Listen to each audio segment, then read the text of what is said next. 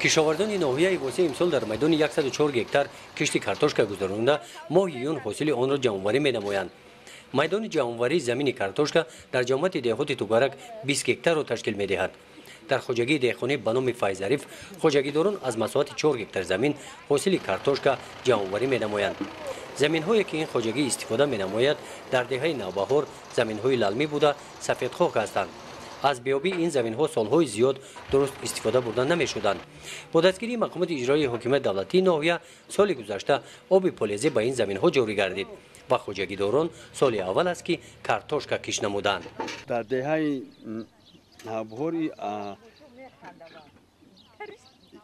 این خیلی حاصلی که ما گرفتیم بار اول است که می‌گیریم. در جمع‌آوری حاصل کارتوشکا ساکنان دهه 14 و دهه نوکورم به کار سفر بر کرده شدند. برای آنکه حاصل کارتوشکا زیر گرمی آفتاب نماند حرکت میکنند که آن را تیزتر جمع‌آوری نمایند. در همین میدانی که ما کارتوشکا زیرات کش کردگیم اینجا بسیارتر 24 25 30 نفر زنان کار کرده شدیم. خیر نصیب باشد جمع‌آوری کنیم روز مهنت همش تیار میشود به قد مهنت میرسیم همش تیار نصیب باشد. جمع‌آوری کردیم بعد روز مهنت چون داده میشود. در خوجگی دهخانه به نام فایز ظریف غیر از کارتوشکا خوجگیداران در مساحت 12 گکتار کشت پخته گذراندند. پخته روز 16 مارس کش کرده شده است. با بارونگری ها تاب آورده سبزیش همه نیازها در حال خوب قرار دارند. در جامعه دهات توگرک خوجگیداران برای کشت پخته زمین‌های للمه و ثمرناک استفاده می‌نمایند.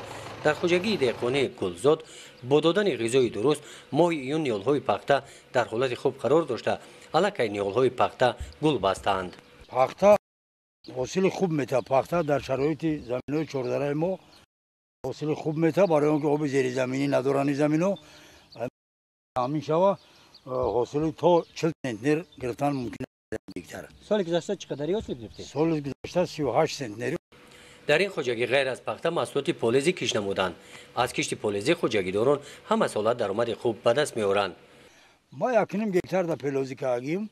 خوجگی دهخانه یکنیم گکتار ش پلوزی میکنیم و برای بعضی کمبودی خوجگی را کردن بیم نمیشود. چند سال کدیست نماربزا؟ ما از سال 2005 همین چیزا میکنم. همین دهخانی را هر سالی که زمین گرفتگیم یک سال زمین گیری همین چیزا میکنم. روز دیگه بخوای کامبودیای خوجگیداری را قریب که بسیار شایع حساب بود میکنم. ما یک 8 نفر بچه‌ای هم فرزندان هستن کار میکنن. خطیب خیلی کار دولتی هم میکنن. با اگر یکون روز بازار روز باشه خطیب کار میکنن. یکون تاش راسیه و یکون جو رفتگی نیست. هم ما همین زندگی ما نه حساب همین دهخانه حساب همین خوجگی دهخانه. در خوجگی دهخانه گلزاد برای تیزتر گذراندن کشت تکراری در ماه ایون حاصل گندم جمع‌آوری کرده شده است. در ناحیه واسه امسال از میدان 12241 گکتار زمین حاصل گندم جمع‌آوری کرده شده و جای آن کشت تکراری گذرانده می شود. گزارش خواجه نظریف خدای نظر ظهوروف از ناحیه واسه برای برنامه اطلاعاتی نوید.